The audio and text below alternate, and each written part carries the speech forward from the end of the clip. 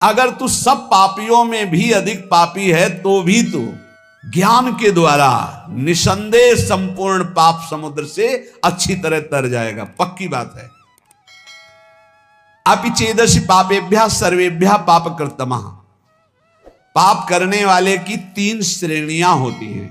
एक होती पापकृत, मैंने पाप किया, पाप करने वाला, और एक होता है पाप कृतर, 2 पापी उनमें से एक अधिक पाप करने वाला। तीसरा होता है पाप कृतम, समस्त पापियों में सबसे बड़ा पापी। भगवान कह रहे पाप कृतमः, यदि तू सबसे बड़ा पापी है और तू ज्ञान प्राप्त कर ले तो तू सारे पाप से मुक्त हो जाएगा। भगवान का एक कथन सबको आश्वासन देता है। जो प्रश्न करता बोलते हैं मैं बड़ा पापी हूं, क्या मेरा भी उद्धार हो जाएगा? तो भगवान यहां कह रहे अपि चेदसि पापेभ्यः सर्वेभ्यः पापकृतमः। पापकृतमः माने सबसे बड़ा पापी। यदि तू सब पापियों में भी सबसे बड़ा पापी है तो तू भी ज्ञान के द्वारा निष्पाप हो जाएगा। पापों का त्याग करने में और भी साधन बताए गए हैं, लेकिन पूर्ण रूप से सबसे ज्यादा पाप करने वाला भी पावन हो जाए वो ज्ञान है, चाहे जितना बड़ा पापी हो। वर्तमान का पाप, पुराना पाप, ये सब मिलकर भारी संकट पैदा करते हैं, भारी दुख पैदा करते हैं। पुराने पाप बाधा रूप में आते हैं, वर्तमान का पाप जलन, डिप्रेशन, विक्षेप ये तत्काल देते हैं। पुराना पाप बाधा पहुंचाता है। आप सही ढंग से चल रहे हो भगवत मार्ग में और आया एकदम टांग मारी के सब उलट पलट कर दिया।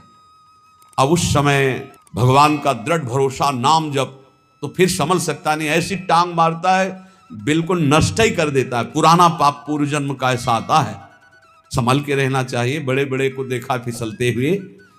वर्तमान का पाप विक्षेप पैदा करता है। जैसे आपसे कोई गलती हो गई तो अब भजन में विक्षेप पड़ेगा। आपसे वर्तमान में कोई अब अशांति पैदा हो जाए, ज्यादा मनमानी आचरण करोगे तो मन संकल्प विकल्प इतना सोच में चला जाएगा कि फिर आपको लगेगा कि वो क्या कहते हैं, वही जो मानसिक रोग होता है, डिप्रेशन आ गया। ये वर्तमान के पाप, वर्तमान में आप पापाचरण कर रहे हैं इसलिए ऐसा हो जाता है। जिसे आप जानते ही नहीं कि आप पापाचरण कर रहे हैं, वो पापाचरण है। यदि वर्तमान का पाप छोड़ दे तो बुद्धि शुद्ध हो जाए तो पूर्व के पाप को भोगने में कोई परेशानी नहीं होती। ये बात, ये जो पूर्व का पाप आता है ये दंड रोग में आएगा, रोग रूप लेके, या विक्षेप रूप के, या कोई घटना बन जाएगा पूर्व का पाप।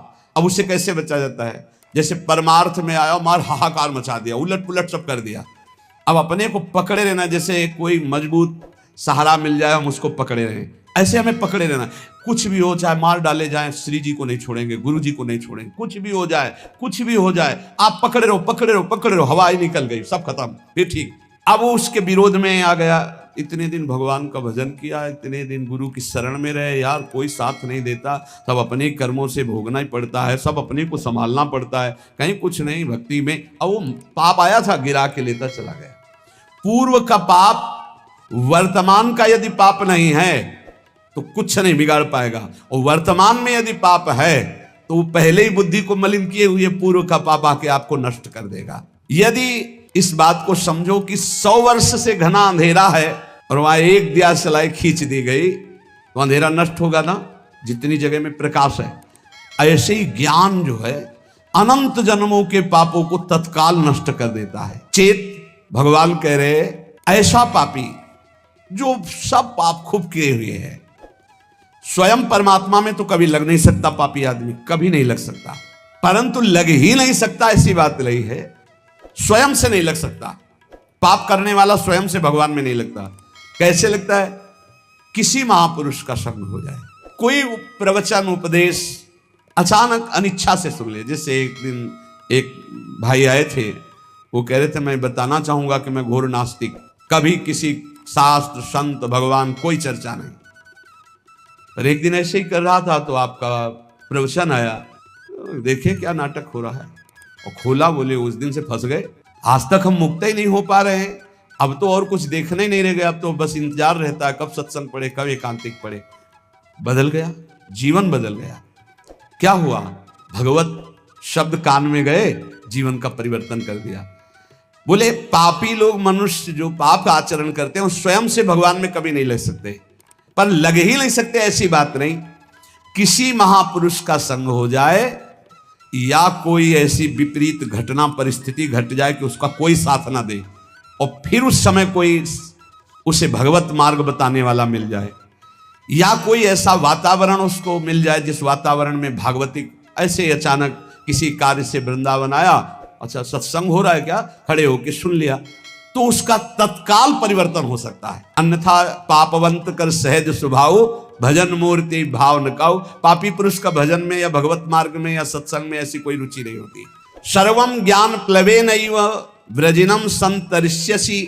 भगवान कह रहे हैं कि बहुत पाप किए हैं, लेकिन सदगुरु की शरण में बैठ गया और गुरु ने बताया कि देख जितने कर्म होते हैं वो सब शरीर से होते हैं। शरीर से कर्म करने का जो वेग होता है वो अंतःकरण से होता है।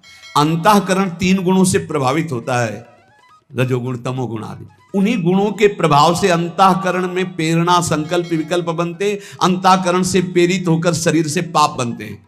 तू तो दृष्टा मात्र है, तेरे से कोई कर्म नहीं हुआ, तू शुद्ध बुद्ध आत्मस्वरूप है, ना तू कभी बंधा था ना कभी। ओ बात उसके बैठ गई। मूला भावे कुतः शाखा, मूल से ही काट दिया कि तू करता ही नहीं है। जे ही गुरुजनों ने ऐसा उपदेश किया तो स्वतः सिद्ध ज्ञान स्वरूप जीवात्मा है, जो भगवान का अंश है वो ज्ञान स्वरूप है। जे ही उसको ये ज्ञान हुआ कि अरे मैं तो बड़ा भ्रम से फंसा हुआ था, अब तो शरीर से पाप होने नहीं देंगे और अंतःकरण में कोई पाप संकल्प बनने नहीं देंगे, क्योंकि अभी तक मैं समझ रहा था कि मैं ही करता हूं। अरे ये तो अंतःकरण गुणों से प्रभावित होकर गुणानुगुण वर्तन्ते मनुष्या पार्थ सर्वसा। अब नहीं, अब इस नौका में कोई छेद नहीं, ज्ञान रूपी नौका में बैठ गया। गुरु रूपी खवैया ने ऐसा डांड मारी कि भंवर से नैया पार हो गई। एक भी उसे पाप का फल नहीं भोगना पड़ेगा। ये ज्ञान का बहुत, मैं शुद्ध बुद्ध आत्मा स्वरूप हूं, ये जहां बोध हुआ। पर इसके लिए बस ये कि कोई घटना घटे उसके जीवन में, किसी संत की शरण में आ जाए, या कोई सत्संग का ऐसा मिले जिसके आकर्षण होकर संत की शरण, बिना किसी महापुरुष के शरण में हुए ये ज्ञान तो हो ही नहीं सकता। और अगर ज्ञान हो जाए तो भगवान कह रहे हैं अपि चेदसि पापेभ्यः सर्वेभ्यः पापकृतमः सर्वम ज्ञान प्लवे नैव व्रजिनम संतरिष्यति। वास्तविक आप सच्ची मानिए, पाप कैसे नष्ट हो जाते हैं। जैसे स्वप्न में हमने 500 कत्ल किए, तो जब जगे तो ना भागवतिक पाप लगेगा और ना भारतीय संविधान में दंड दिया जाएगा कि स्वप्न में तुमने 500 कत्ल किए, चलो तुम्हें फांसी की सजा होगी। कभी ऐसा नहीं हो सकता। ऐसे ही उमा का हूं मैं अनुभव अपना, सत हरि भजन जगत सब सपना। जब ज्ञान हो जाता है तो जैसे स्वप्न का कहीं भी दंड नहीं मिलता, ऐसे ही जागृत अवस्था का किया हुआ कुछ भी कर्म उसको बंधन में नहीं डाल सकता, सब भस्म हो जाते हैं। भगवान की जो भक्ति है, इन्हीं के पुत्र का नाम ज्ञान है। ज्ञान वैराग्य भक्ति के पुत्र है ना। शुद्ध ज्ञान होता है भगवान के चरणों से चित्त जोड़ने से, नाम जप करने से।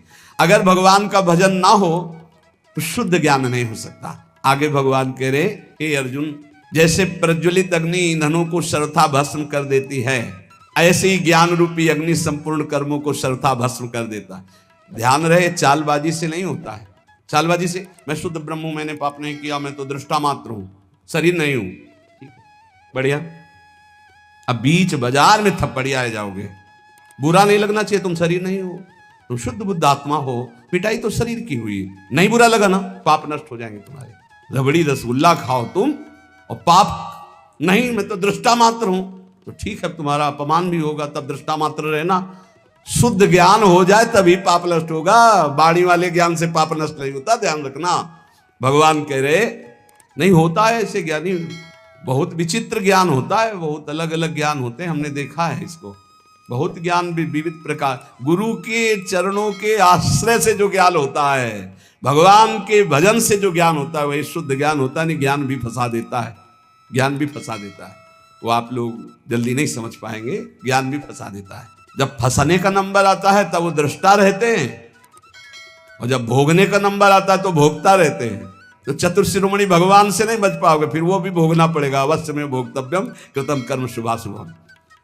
यथई धामसी समिध्योग्निर्भस्मसात कुरुते अर्जुन ज्ञानाग्नि सर्वकर्माणि भस्मसात कुरुते। तथा परम सत्य बात, अर्जुन जैसे प्रज्वलित अग्नि ईंधन को सर्वथा भस्म कर देती है, ऐसे ज्ञानाग्नि संपूर्ण कर्मों को भस्म कर देती है। पीछे भगवान ने कहा कि पाप समुद्र है और ज्ञान नौका है, तर जाओगे। तो लगा कि शायद समझ ना पाए, तब भगवान ने कहा कि पाप ऐसा समझ लो कि तृण का पहाड़ है और ज्ञानाग्नि है, ज्ञान अग्नि है, एक क्षण में भस्म कर देगी। ज्ञानाग्नि सर्वकर्माणि भस्मसात कुरुते। तथा जैसे ढेर सारा पहाड़ लगा हो, काष्ठ का, तृण का, रुई का, और एक दिया सलाई लगा, सब भस्म हो गया। ऐसे एक ज्ञान, केवल ये, मैं स्थूल शरीर नहीं हूं, मैं सूक्ष्म शरीर नहीं हूं, मैं कारण शरीर नहीं हूं, मैं आत्मस्वरूप हूं। आ गया ज्ञान। बहुत कठिन है। इसी के यही गंगा किनारे का जीवन था। ये बहुत कठिन भाई। जब भूख लगती प्राणों को ना, तब दृष्टा नहीं रहता, भोगता रहता है कि यार कहीं एक रोटी मिल जाए। तो जब प्यास लगती है ना, तो ये चिंतन नहीं रह पाता कि प्यास तो प्राणों का धर्म है, मेरा धर्म थोड़ी। तो फिर लगता है बहुत विचित्र है। शरीर आसक्ति गुरु कृपा से, गुरु सेवा से नष्ट होती है। जब तत्व ज्ञान हो जाता है तो संचित क्रियमाण सब भस्म हो जाता है और प्रारब्ध का भी मिटियामेट हो जाता है। मिटियामेट जब शरीर है नहीं है तो प्रारब्ध शरीर भोगेगा, हम तो भोगेंगे नहीं। बहुत कठिन है, बहुत कठिन। बातें बनाना बहुत सरल नहीं। जब चक्कर आता है तो शरीर को नहीं आता, मुझे आता है। नहीं, पीड़ा होती तो मुझे होती है, ऐसा अनुभव देखो। और ये बिल्कुल अलग है शरीर। कहते हैं जैसे मेज अलग है, ऐसे अलग है। देखो अभी कहा था ना, जैसे बेटा तू सवारी में बैठा है तो तू सवारी थोड़ी हो गया। तो सवारी अलग है और हम अलग है। ऐसे शरीर अलग है और हम अलग है। पर सवारी को और शरीर को जब देखो तो बहुत अंतराय नजर आता है। भाई सवारी का अगर पहिया टूट गया तो मेरा थोड़ी टूट गया, अगर टांग टूट गई तो मेरी टूट गई, ऐसा लगेगा ना। ये राग बहुत जोर का शरीर में है, यही गुरु कृपा से नष्ट होता है। इसीलिए गुरु साक्षात परब्रह्म कहा गया। परब्रह्म परमात्मा तत्व मोते यदि गुरु ही जी जानी, कि मायाधीश की माया ने फंसा दिया और गुरु रूप में मायाधीश ने मुझे मुक्त कर दिया। ये गुरु कृपा से होता है, पढ़ने लिखने से नहीं होता। अपने आप से अपने आप का बोध होता है। ये किसी करण से नहीं होता। ये तत्व बोध हो किसी करण से नहीं होता कि बुद्धि से हुआ, मन से हुआ, चित्त से हो, नहीं। ये करण निरपेक्ष ज्ञान है, वो गुरु कृपा से होता है। अब ये प्रसंग चल रहा है इसलिए चर्चा चल रही। तत्व ज्ञान रूपी अग्नि संचित को, क्रियमाण को, दोनों को भस्म कर देती है, प्रारब्ध का मिटियामेट कर देती है। अग्नि में काष्ठ अत्यंत तीव्र गति से भस्म होता है। अग्नि सूखा काष्ठ हो तो ऐसे पाप का पहाड़ लगा है, ज्ञान के द्वारा नष्ट। जैसे जैसे आपका भजन बढ़ेगा वैसे वैसे तुम्हारी अरुचि होती जाएगी, संसार से भी, शरीर से भी। शरीर भी प्यारा नहीं, खान पान सोना जागने सब कड़ुआ लगने लगेगा। किसी से बात करना, मिलना जुलना, फिर उस स्थिति में भी रहते हुए वो सब व्यवहार के कार्य करता रहता है, पर वो अनासक्त रहता है। अपने शरीर से, संपूर्ण संसार से संबंध विच्छेद हो जाता है ज्ञान के द्वारा। अंदर ही संबंध विच्छेद होते ही वो अपने को ब्रह्म स्वरूप देखता है अपने आप से। अब ये कैसे समझ में आएगा? भजन करो तब अपने आप से ब्रह्म स्वरूप। जैसे एक भाई कह रहे थे कि अब हम जान गए आपको। भाई जान गए? हमें जान गए? नहीं नहीं नहीं नहीं, अपने को जान गए। भाई तुम अपने को जान गए? बोले नहीं। तो हम कहा क्या जान गए? तो पता नहीं। ये आजकल जो ज्ञान पढ़ लिया जाता है ना, और जब आंख में आंख डाल करके बात करो ना, मिला के एकदम, तब फिर वो जान गए आप। नहीं, वो अपने आप सत्य निकलेगा उस समय। जैसे नहीं होता किसी को वशीकरण कर ले, फिर वही बोलेगा जो स्थिति है इसके। वो एक इंजेक्शन लगाया जाता है जिससे सत्य बुलवाया जाता है। वो एक क्रिया होती जो सत्य बुलवाया जाता है। वैसे लगा करके वैसे पूछा जाता है तो वो वही बोलता है जो उसके अंदर चलता रहता है सत्य। वो नारकोटी है, ऐसे कुछ होता है। हाँ, ऐसे अपने यहाँ भी होता है। जब गुरुजन आंख में आंख डालते हैं तो हाँ, परम पद कोटि बोले, नारकोटी का नरक वाली बात का है। वो अपने आप वही बोलेगा जो स्थिति है, अन्यथा ऐसे नहीं कह देगा। हाँ, अगर हाँ है तो हाँ बोलेगा, नहीं नेत्र में नेत्र मिला के जब बात की आप ऐसा नहीं। अगर हाँ तो स्वीकृति हो जाएगी। हाँ, क्रिया प्रकृति के द्वारा हो रही ज्ञान का विषय है, मैं करता नहीं हूं। भला कुछ समझ में आ रहा है ये बात? क्योंकि काशी वाली ये चर्चा है, इसलिए वृंदावन में तो समझ में नहीं आएगी। यहाँ यही समझ में आएगी, नाम जप करो, खूब नाम गुण कीर्तन करो, प्रभु का चक्र प्रसाद पाओ, ब्याज भरोसे कुंवर के सोवत पाओ। समझ में आ गई है? ये समझ में आ जाएगी। भगवान कह रहे हैं, इसलिए थोड़ा सुन लेते हैं। भगवान कह रहे हैं जितनी क्रियाएं हैं वो सब प्रकृति से हो रही हैं, वास्तविक सब प्रकृति से हो रही हैं। अपने स्वरूप से क्रिया कोई भी नहीं, स्वरूप निष्क्रिय है। सुन लो, बढ़िया बातें हैं। नाड़ियों में जैसे रक्त प्रवाह हो रहा तो स्वाभाविक हो रहा है। शरीर जब बालक था, जवान बना तो स्वाभाविक बना, तुम थोड़े थे। नस नाड़ियों में रक्त प्रवाह तुम कर रहे हो क्या? बालक अवस्था से जवानी अवस्था में शरीर गया तो तुमने किया क्या? किस तारीख को तुमने जवान बनाया शरीर को? नहीं। एक भगत जी आए थे, बोले एक लड़का हमारा भगवान का भगत है, ऐसे कहते जा रहे थे। समाज कहती कैसा लड़का आपने पैदा किया, ऐसा वो बोल रहे। तो हमका भगवान कोई आपके पास ऐसा मसाला नहीं था कि आप ऐसे पैदा कर दिया, आप ऐसा मत बोलिए। भगवान की कृपा से वो भजनानंदी जीवात्मा आपके यहाँ पुत्र रूप में आया। आप इतना मैंने बोले, लोग कहते हैं कि आपने कैसा बालक पैदा किया है, हमका ऐसा हो तो 10-20 और पैदा करके दो, ये तो हम हाँ भारत के कोने कोने में महात्मा फैल जाएं। स्वाभाविक होता है भैया। भगवान कह रहे हैं अपनी जैसे नस नाड़ियों में रक्त संचार हो रहा, तुम करते हो क्या? कोई अपनी नस नाड़ियों में रक्त संचार कर रहा है क्या? स्वाभाविक हो रहा है। बाल्यावस्था से जवानी, जवानी से बुढ़ापा तुम करते हो क्या? नहीं, स्वाभाविक हो रहा है। श्वासों का आना जाना स्वाभाविक हो रहा है। भोजन पाते हो, अंदर जाकर स्वाभाविक पच रहा है। जैसे ये सब क्रियाओं में तुम करता नहीं हो, ऐसे बाहरी क्रियाओं में भी तुम करता नहीं। शुभ अशुभ दोनों भी तुम्हारे द्वारा नहीं हो रही, ये सतोगुण रजोगुण तमोगुण की 3 माया की वृत्तियों के द्वारा हो रही। अगर ये ज्ञान हो जाए तो अभी तुम मुक्त हो जाओ, कर्ता भाव से तुम्हें कोई दंड नहीं भोगना पड़ेगा। बोले आज से हम बोल देंगे कि प्रकृति करती है, मैं थोड़ी करता हूं, फंस जाओगे। ये अंदर की वृत्ति है। अच्छाई और बुराई ये तभी तक रहती है जब तक अज्ञान रहता है, और जहां ये ज्ञान हो जाता है तो ना अच्छाई रहती ना बुराई रहती, वो ब्रह्म स्वरूप रहता है। ये जो लौकिक गुण दोष हैं दोनों से परे हो जाता है, वो गुणातीत महापुरुष हो जाता है। अगर ज्ञान की बात को लगाया जाए ऐसे व्यर्थ की क्रियाओं में कि मैं करता नहीं हूं, तो पिटाई बहुत जोर की भगवान कराते हैं। खाना पीना चलना बैठना देखना बोलना ये क्रियाएं सब हो रही माया के द्वारा, तुम करता नहीं हो। ये तुम भी माया शब्द है, पर माया के प्रभाव से अपने को सब करता मान लेते नहीं, सब करता मान।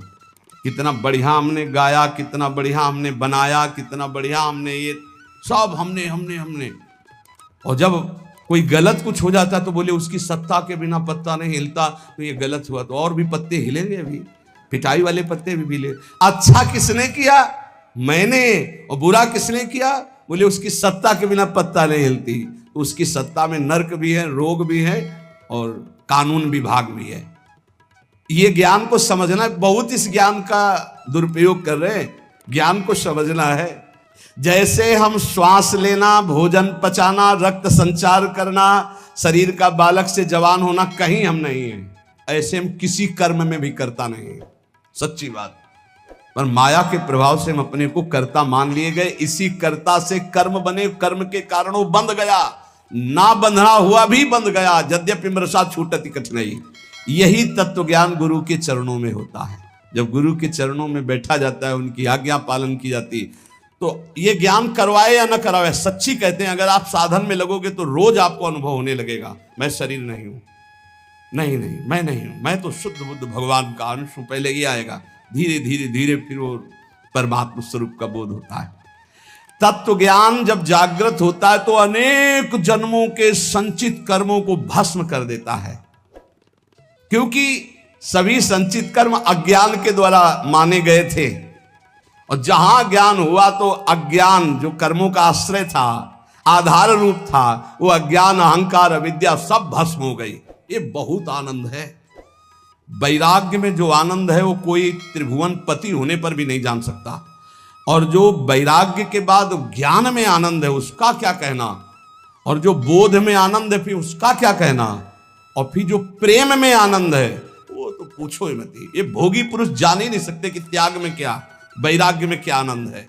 फिर ज्ञान में, फिर बोध में है रोज नवीन उन्माद सुख का होता है, नवीन उन्माद। क्रियमाण कर्म सब अकर्म हो जाते हैं, अनंत जन्मों के संचित भस्म हो जाते हैं, और प्रारब्ध जो अनुकूल प्रतिकूल घटना लेकर के आता है वो शरीर तक रहता है, स्वरूप तक नहीं। तो तीनों बेकार हो गए। क्रियमाण प्रारब्ध संचित तीनों नष्ट हो जाते हैं ये ज्ञान होने पर कि मैं आत्मस्वरूप हूं, मैं स्थूल सूक्ष्म कारण शरीर नहीं हूं। अब इसका हम सरल भाव में वर्णन करते हैं।